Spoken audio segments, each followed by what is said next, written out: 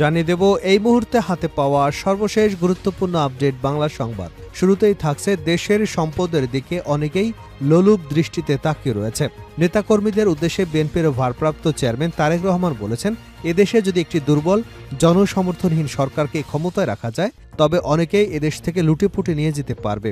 এদেশের অর্থ সম্পদ, প্রাকৃতিক সম্পদের দিকে অনেকেই লোলুপ দৃষ্টিতে তাকিয়ে রয়েছে। দেশে যদি একটি বিশৃঙ্খলা লাগিয়ে রাখা যায় তাহলে অনেকের জন্যই সুবিধা হবে। এবারে জানাবো, রেকর্ড ভেঙে ভারতীয় রুপির দাম কমল সর্বনিম্নে। ভারতীয় মুদ্রা রুপির দরপতন চলছে। আগের রেকর্ড ছাড়িয়ে ভারতীয় রুপির দাম সর্বকালের সর্বনিম্নে নেমেছে।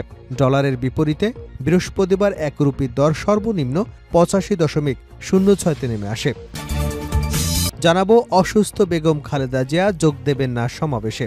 অসুস্থতার কারণে আগামী শনিবার জাতীয়তাবাদী মুক্তিযোদ্ধা দলের সমাবেশে যোগ দিতে পারছেন না বিএনপি চেয়ারপারসন বেগম খালেদা জিয়া।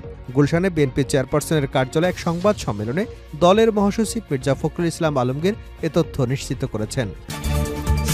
এদিকে গণঅভ্যুত্থানের কোনো নেতা অর্থের বিনিময়ে আওয়ামী লীগকে পুনর্বাসন করছে।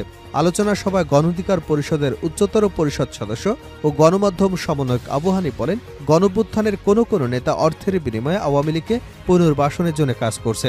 জুলাই বিপ্লবের শহীদ এবং আহতদের রক্তের সঙ্গে বেইমানি করে কেউ আওয়ামী লীগের সঙ্গে আপোষ করতেছে। এবারে থাকছে ইতালি যেতে ইচ্ছুকদের জন্য বড় সুখবর। ইতালি যেতে ইচ্ছুক বাংলাদেশিদের জন্য বড় সুখবর দিয়েছে ইতালি সরকার। দেশটিতে শ্রমিকের চাহিদা পূরণের জন্য ইতিমধ্যেই নিয়োগের কোটা প্রকাশ করেছে ইতালি। ইতালির মন্ত্রিসভা এক বিজ্ঞপ্তিতে জানিয়েছে 2025 সালের জন্য 1,65,000 জন শ্রমিক নেবে ইতালি সরকার। ঘোষণা অনুযায়ী 2024 সালে কোটা ছিল 1,51,000। এবং সর্বশেষ জানাবো আন্তর্জাতিক সংবাদ।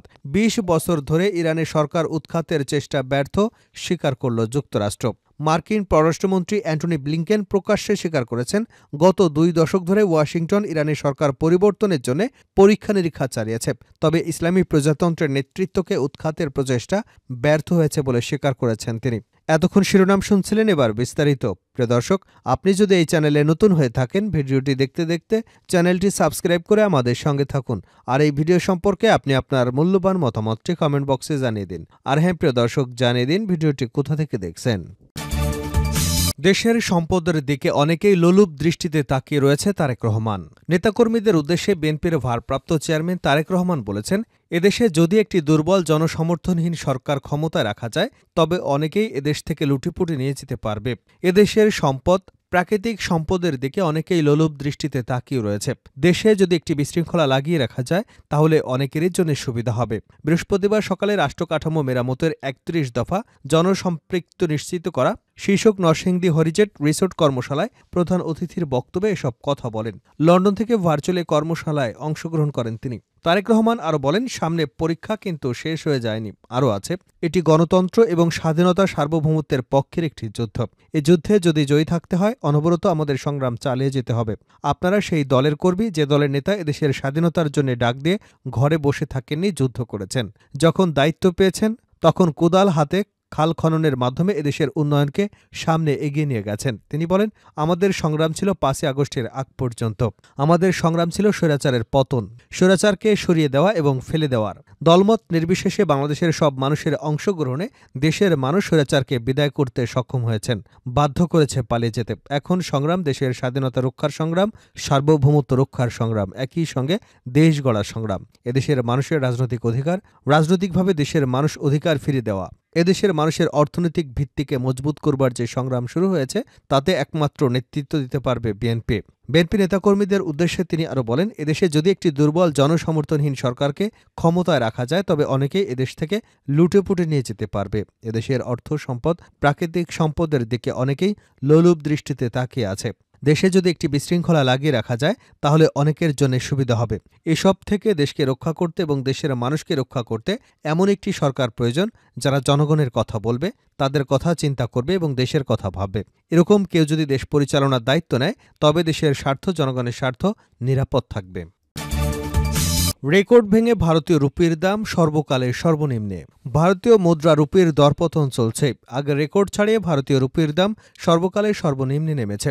ডলারের বিপরীতে বৃহস্পতিবার এক রুপির দর রেকর্ড সর্বনিম্ন ৮৫.০৬-তে নেমে যায়। দ্য ইকোনমিক টাইমসের প্রতিবেদনে এ তথ্য জানা গেছে। প্রতিবেদনে বলা হয়েছে, ডিসেম্বরের শুরু থেকে ভারতীয় রুপির দরপতন চলছে।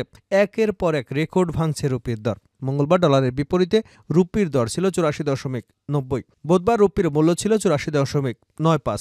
দিনের মাঝামাঝিতে যা ৮৪.৯৬ রুপিতে পৌঁছায়। বৃহস্পতিবার সব রেকর্ড ভেঙে তা ডলার প্রতি ৮৫ ছাড়ায়। এদিকে রুপির দরপতনে ভারতের সব ক্ষেত্রে প্রভাব পড়ছে। বিশেষ করে বৈদেশিক মুদ্রায় লেনদেনে বাজারের অস্থিরতা বিরাজ করছে। তেমনি রুপির দরপতনে শেয়ারবাজারের পতন অব্যাহত রয়েছে।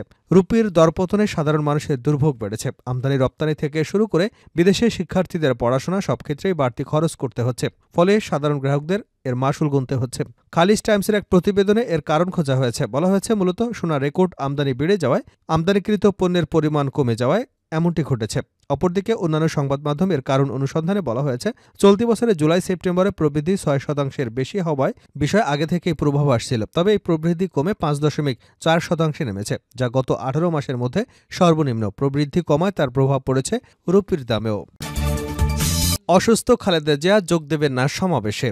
অসুস্থতার কারণে আগামী শনিবার জাতীয়তাবাদী মুক্তিযোদ্ধা দলের সমাবেশে যোগ দিতে পারবেন না বিএনপি চেয়ারপারসন বেগম খালেদা জিয়া। বৃহস্পতিবার গুলশানে বিএনপি চেয়ারপারসনের কার্যালয়ে এক সংবাদ সম্মেলনে দলের মহাসচিব মির্জা ফখরুল ইসলাম আলমগীর এ তথ্য নিশ্চিত করেছেন। মির্জা ফখরুল বলেন, খালেদা জিয়া গত পরশু রাত থেকে অসুস্থ। চিকিৎসকদের পরামর্শে তার সমাবেশে যাওয়া বাতিল করা হয়েছে।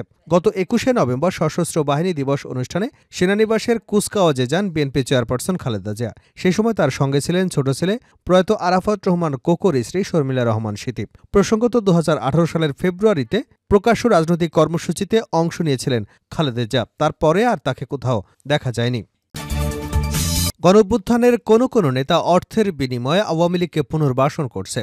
আলোচনা সভায় গণঅধিকার পরিষদের উচ্চতর পরিষদ সদস্য ও গণমাধ্যম সমন্বয়ক আবু হানিফ বলেন, গণঅভ্যুত্থানের কোনো নেতা অর্থের বিনিময়ে আওয়ামী লীগকে পুনর্বাসনের জন্য কাজ করছে।